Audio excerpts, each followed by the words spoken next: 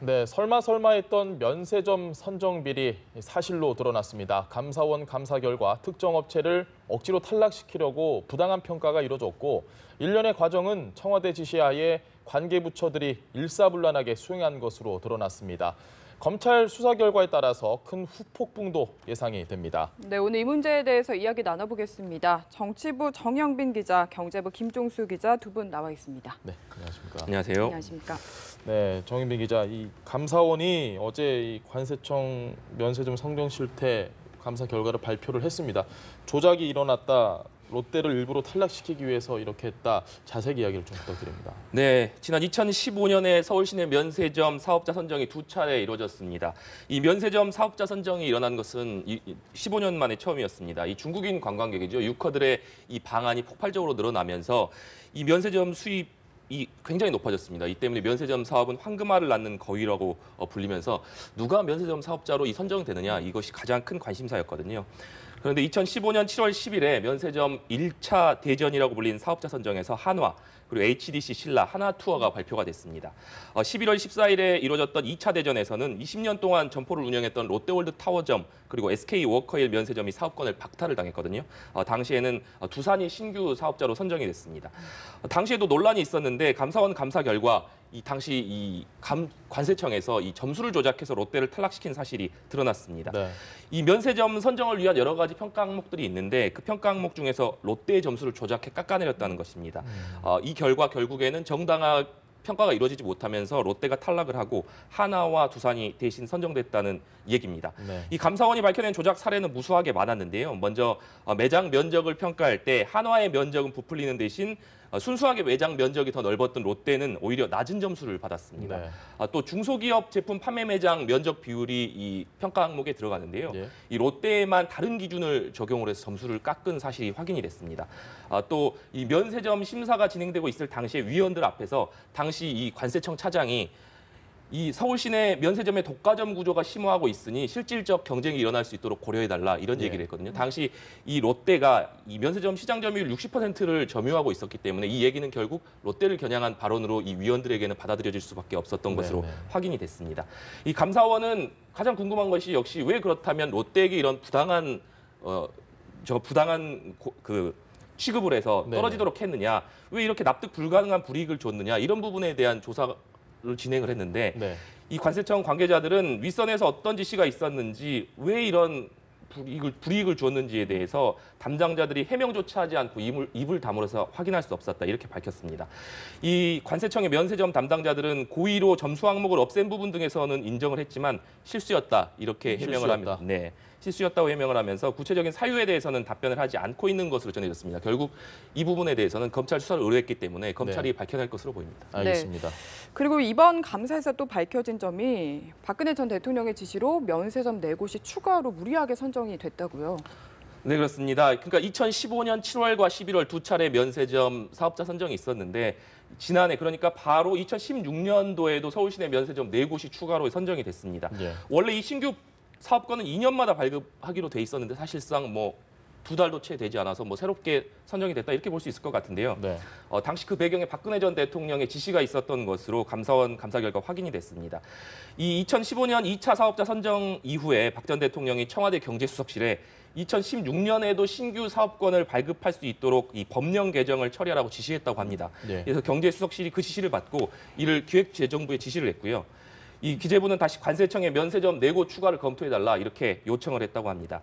그런데 2016년에 관세청이 용역 조사를 했는데 이 추가할 수 있는 면세점 수는 한 곳으로 이 자체 조사 결과 그렇게 확인이 됐거든요. 그런데 이 청와대에서 4곳을 설치하라는 지시를 하면서 이 지시를 이행하기 위해서 이 여러 가지 자료를 왜곡한 사실도 드러났습니다.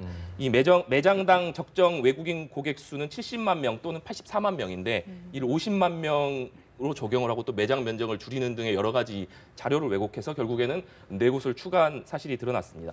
또 당시 메르스 사태 때문에 외국인 방문객들이 줄어들고 있는 상황이었는데 그 해당 연도의 통계가 아니라 그 전년도의 통계, 그리고 다른 해의 통계를 갖다 적용을 하면서 4곳을 추가한 사실이 확인이 됐습니다. 그 결과 이 두 차례 면세점 사업자 선정에서 탈락한 호텔 롯데를 포함해서 4곳이 추가로 선정이 됐는데요. 결과로만 놓고 보면 결국 2015년도 이 면세점 사업자 선정 당시에는 이 관세청 담당자들이 이 부당하게 점수를 깎아가면서 롯데를 탈락시켰다가 네. 다시 박근혜 전 대통령 지시로 4곳을 추가하면서 롯데가 새롭게 사업자에 다시 선정이 됐다. 이렇게 결과적으로는 그런 모습이 됐습니다. 다만 감사원은 이 미르와 K스포츠에 기부금을 출연한 기업들이 그 대가로 면세점 특허를 받은 것인지에 대해서는 확인할 수 없었다고 설명을 했습니다. 예. 그리고 감사원은 이 검찰로 수사가 넘어갔기 때문에 이 검찰 수사 결과 이 부당한 방법으로 사업자들이 이 특허권을 획득한 사실이 확인이 되면 이 사업자 특허를 취소하라고 통보를 했기 때문에 네. 이 수사 결과에 따라서 또 면세점 업계가 또 요동칠 가능성도 배제할 수 없을 것 같습니다. 알겠습니다. 지금 정영빈 기자의 이야기를 들으면 상당히 오락가락하는 부분들이 많은 것 같습니다. 김종수 기자가 봐도 이게 제가 봐도 그런데 일반 국민이 봐도 너무 많은 게 아니냐 면세점이 그리고 네. 그 기준이 상당히 좀 오락가락하는 게 아니냐 이런 부분들이 생각이 좀 많이 드는데요. 그렇습니다. 그 말씀하신 대로 재작년부터 3차례에 걸쳐서 면세점 추가 선정이 이루어졌는데요. 네. 2015년 7월에 3군데가 선정이 됐고요. 중소 중견기업 몫을 포함해서 또 2015년에 11월에도 또 3군데가 선정이 됐었습니다. 이때 롯데는 상당히 애매했죠. 본점인 소공점의 면세점은 유지하는데 네. 잠실의 롯데월드점은 내놔야 됐었고요. SK도 탈락을 했습니다. 그런데 작년 말에 선정할 때 보면은 또 현대백화점, 신세계, 롯데, 또 중소 중견기업 한 곳에서 4군데가 선정됐으니까요. 예. 불과 2년 새에 뭐 한 10군데 가까이가 뭐 늘었다고 할 수 있는 거죠. 네. 가뜩이나 뭐 면세점들이 황금알을 낳는 거위라고는 하지만은 이렇게 한꺼번에 늘렸을 경우에 과연 사업성이 있겠는가에 대해서 충분한 검토가 이루어졌는지 상당히 의문입니다. 또 그 밖에도 그 과정에서 애매한 일들이 많이 있었는데요. 2016년 말 그 최종 선정을 앞두고 작년 3월이죠. 경제관계 장관에 의해서 몇 가지 원칙이 결정이 됐습니다. 네. 근데 그때 보면은 원래 5년이었던 면세점 영업 기한을 10년으로 연장을 해주고요. 또 특허를 갱신하는 것도 허용을 해줬습니다. 결국은 사실상 뭐 영구적으로 운영할 수 있도록 하는 기회를 준 것이죠. 네. 또 하나 재미있는 것은요. 그 선정 과정 전에 정부에서 시장 지배적 사업자에 대해서는 감점을 주겠다 이런 원칙을 내놨었습니다. 네. 그런데 실제로 2016년 말 선정에서는 이 원칙이 적용되지 않았습니다. 이 원칙만 보면 꼭 롯데를 겨냥한 것 같은데 실제 선정에서 작년에 이제 롯데가 잠실점의 특허를 회복했는데요. 그 원칙을 적용하지 않은 거죠. 또 하나 재미있는 것은요. 2015년 7월 선정 과정에서 한화 갤러리아가 면세점으로 선정됐을 적에 네. 주식시장도 상당히 요동을 쳤다는 점입니다. 네. 발표 날이 금요일이었는데요. 7월 10일 금요일 오후에 주식시장이 당시 3시 마감할 적에 5시쯤 발표를 하는데요. 아침부터 주가가 폭등을 하기 시작해가지고요. 오전에 이미 상한가에 진입을 했습니다. 그런데 그 상한가에 진입한 시간이 언제냐면은 각사들이 프리젠테이션을 하는 시간이었던 거죠. 발표되기 전. 예, 프리젠테이션을 하고 있는 시간에 이미 시장에서는 한화에다가 도박을 건 셈인데 예. 실제 주식시장에서는 여러 가지 여건을 봤을 때 한화가 될 가능성은 높다고 보지 않은 상태였었거든요. 결국은 이 정보가 사전에 새어 나간 셈인데 그 과정에 관세청 직원들이 비정상적으로 주식을 보유했다가 판 사실들도 들통났었죠. 네. 알겠습니다. 지금 여러 가지 이야기를 들어보면 뭔가 기준도 없고 원칙도 없다 이런 생각이 드는데 네. 특히 말씀하신 부분 중에 롯데를 좀 주목해봐야 될 것 같아요. 상황이 2015년과 16년에 완전히 바뀌었거든요. 그렇습니다. 좀 전에 정영빈 기자가 개략적인 말씀을 드렸는데요.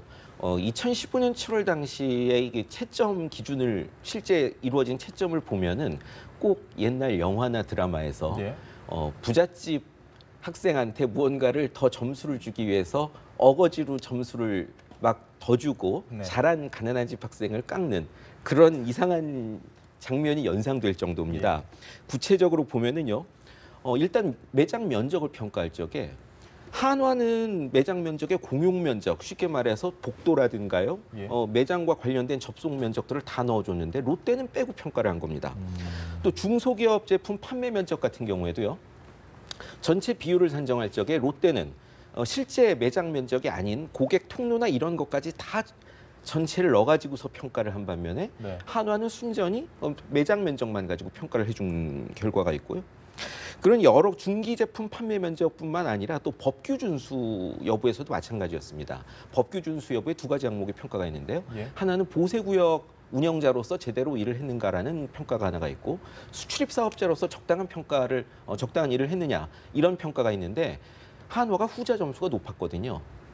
원래 두 가지를 평균을 해서 평가를 해야 되는데 네. 나쁜 점수는 빼고 높은 점수만 집어넣어서 평가하는 이런 좀 이해하기 힘든 일도 있었습니다. 알겠습니다. 상당히 이해하기 힘든 부분이 많은데 그러면 그 모든 게 다 기록에 남을 것 같아요. 그러면 기록만 놓고 보면 금방 알 수 있을 것 같은데 이 기록을 또 이 천홍욱 광세청장이 파기를 지시했다 이런 이야기가 있습니다. 네, 이 2015년도에 이 면세점 사업자 선정 이후에 여러 가지 뒷말들이 나왔던 것이 사실입니다. 그렇기 때문에 이 정치권에서도 이 면세점 사업자 선정이 어떻게 이루어졌느냐에 대해서 확인을 해보자 이런 목소리들이 많이 있었거든요. 그 같은 사실들이 2016년 그러니까 지난해 국정감사 기간 중에 이런 부분들을 한번 짚어보자 이런 얘기들이 나왔습니다.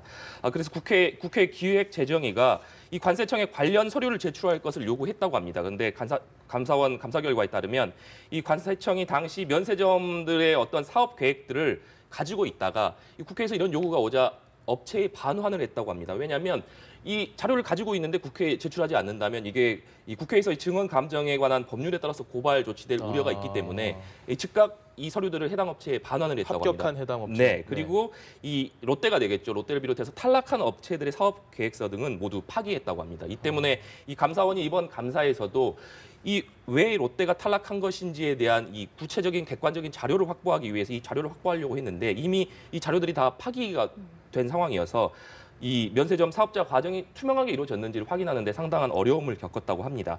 감사원은 이에 따라서 이 사업소 파기를 결정한 천홍욱 관세청장 이 공공기록물법에 따라 검찰에 고발 조치하기로 결정을 했습니다. 네. 네. 그래서 이제 검찰 수사로 공이 넘어오게 됐는데 이게 뭐 국정농단의 후속 수사로 이어지는 게 아니냐 이런 전망들이 나오고 있는 것 같아요.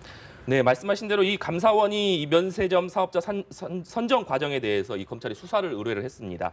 아무래도 이 사업자 선정 과정에서 불거진 여러 가지 의혹들이 국정농단 사태와 맞닿아 있다는 점에서 네. 이번 수사가 결국 국정농단 후속 수사가 되는 것이 아니냐 이런 관측들이 나오고 있습니다. 또 일각에서는 이른바 이번 사태가 면세점 게이트로 비화할 수도 있다 이런 관측까지 나오고 있습니다.